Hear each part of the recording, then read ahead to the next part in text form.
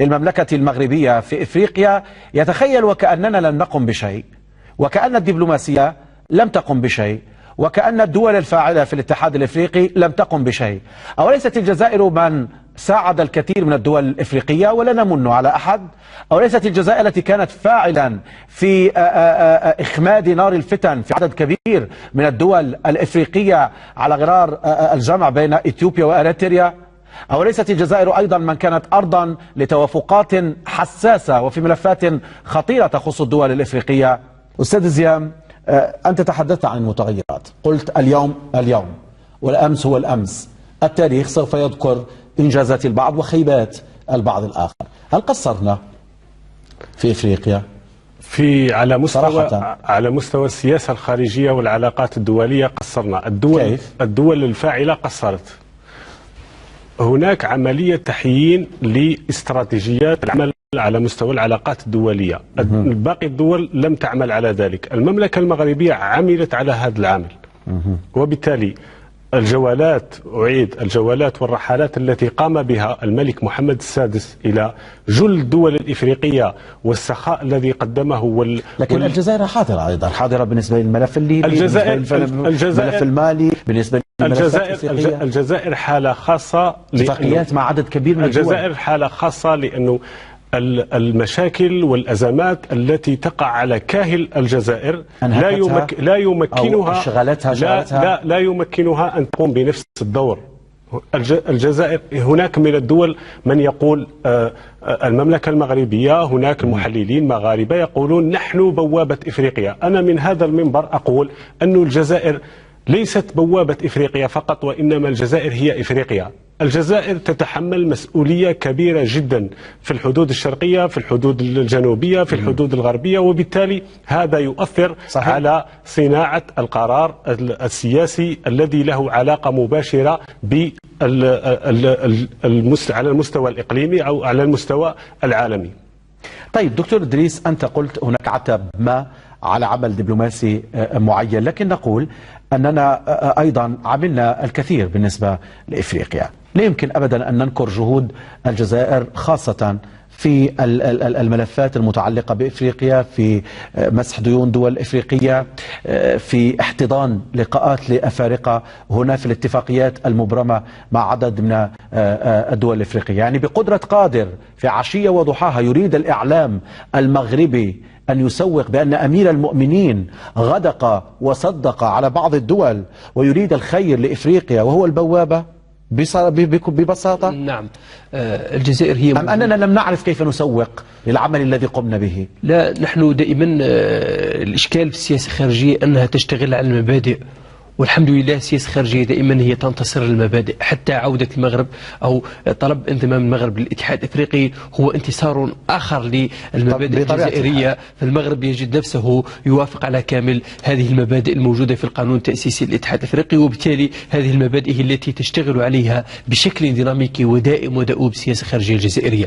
الجزائر هي موجودة منذ 1 نوفمبر 1954 مع إفريقيا من خلال تسويق هذا التصور الثوري للخلاص من الاستعمار، وهذه الزبدة التي وظفت داخليا لكنها للأسف لم تستثمر خارجيا بالشكل البراغماتي والنفعي للجزائر. الجزائر هي موجودة من خلال مرافعتها على مبدأ الحدود الموروثة عن الاستعمار، وهذا المبدأ الذي أطفأ الكثير من كيف سيتعامل المغرب مع هذه النقطة؟ الاتحاد الإفريقي وقبل ذلك منظمة الوحدة الإفريقية، هذه نقطة حساسة لأن هناك حدود في التأسيس الحدود الموروثة عن الاستعمار. نعم، لا رجعة فيها. هنا أقول أن المغرب قد أحرق كل أوراقه قبل دخوله للاتحاد الإفريقي، لأنه يوافق على أشياء غير مقتنع بها، وهو ربما يمشي على أمل المساس بالمادة 32 من ميثاق الاتحاد الإفريقي المتعلقة بالتعديل والمراجعة. هو يطلب بالتعديل قبل أن ينضم أصلا، وهذه كارثة كبيرة بالنسبة لتصورات هذا البلد. كما قلت أنه يسوق تصورات آخرين ليسوا أفارقة،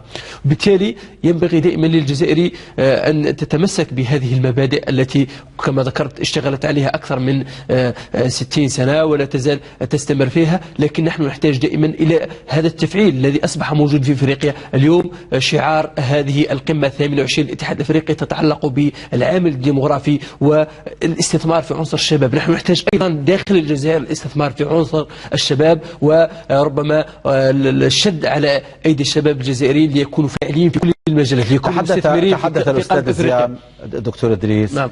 عن دبلوماسية ناعمة.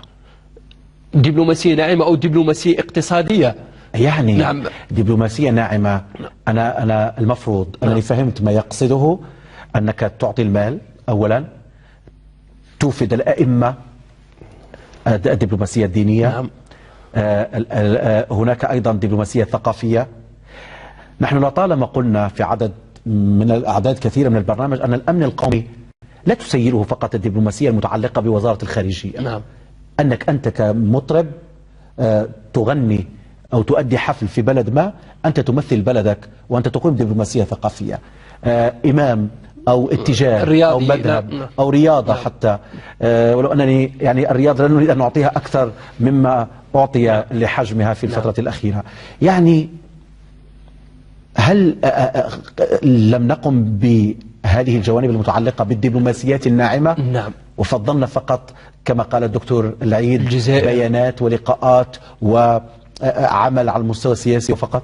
الجزائر هي لا تزال تحتاج إلى جلب الدبلوماسية الرسمية برأسيها، سواء الدبلوماسية التنفيذية أو الدبلوماسية البرلمانية. هي تحتاج إلى دبلوماسية وازية من خلال تفعيل هذه الدبلوماسية. أين البرلمانيين الجزائريين؟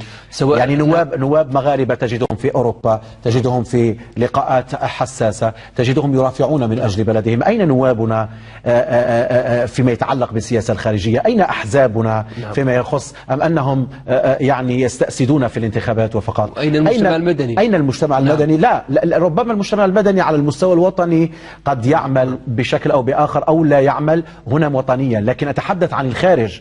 هناك اللوبيات تعمل على مستوى، وهناك نواب يعملون في هيئات ومنظمات دولية. هو ينبغي على الجزائر هو التفعيل بشكل تسارعي للدبلوماسية العمومية بكامل أطيافها، سواء الطابع الاقتصادي من خلال زرع مستثمرين جزائريين في كامل القارة الإفريقية، وبالأحرى يكونوا مستثمرين شباب يحملون تطلعات خاصة بالقرن ال21 وبأفكار جديدة تحاكي تطلعات أيضا المجتمعات الإفريقية. نعم، هذا التصور الجزائري موجود لتكون بلد مصدر لإفريقيا وتأخذ بهذه الأيادي السمراء نحو التطور ونحو الرقي ونحو الرفاه. واليوم نتحدث على استراتيجية جديدة تتعلق بصناعة الغذاء ومحاولة تصديره إلى إفريقيا، لكن هذا لابد أن يرتبط باستراتيجية مواجهة هذه الأقطاب الوافدة والتي تتهافت اليوم على إفريقيا. لابد أن نكون موجودين في استثمارات صينية هندية. إسرائيل تشتري الكثير منها في كينيا، تشتري ملايين الهكتارات في كينيا وفي أثيوبيا وغيرها، وهي تشتغل وتريد أن تكون بلد مصدر للأغذية سواء للأفارقة أو لغيرهم في مناطق في آسيا وفي أوروبا وغيرها. قطر هي تشتري الكثير من الأراضي والمزارع. لذلك سأطرح سؤال على الأستاذ زيام. بنيامين نتنياهو عندما زار إثيوبيا تذكر تاريخ اليهود في الحبشة وغيرها، قال فيما قال أنه يعول على عدد كبير من الدول الأوروبية لقبول عضوية إسرائيل كملاحظ في الاتحاد الإفريقي. اليوم عندما نلاحظ تسارع الأحداث نقول من يدعم أيضا المغرب لكي يقوم بهذه المبادرة؟ المغرب لوحده لا يستطيع، مستحيل أن يزعزع الاتحاد الإفريقي، مستحيل أن يقوم بشعبوية ما إن لم يكن مدعوما على الأقل ماليا. كان من المستحيل أن يغير المغرب من أهدافه السابقة، والآن نرى المغرب يتغير بشكل ملفت للانتباه ومفاجئ. هنا أريد أن أتكلم عن الأهداف، أن نضع اليد على الجرح كما يقال.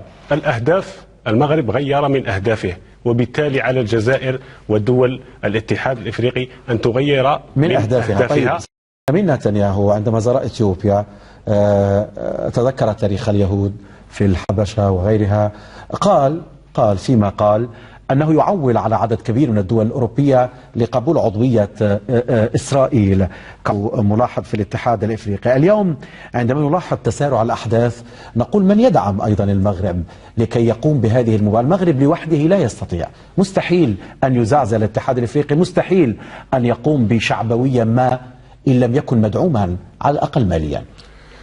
كان من المستحيل أن يغير المغرب من أهدافه السابقة، والآن نرى المغرب يتغير بشكل ملفت للانتباه ومفاجئ.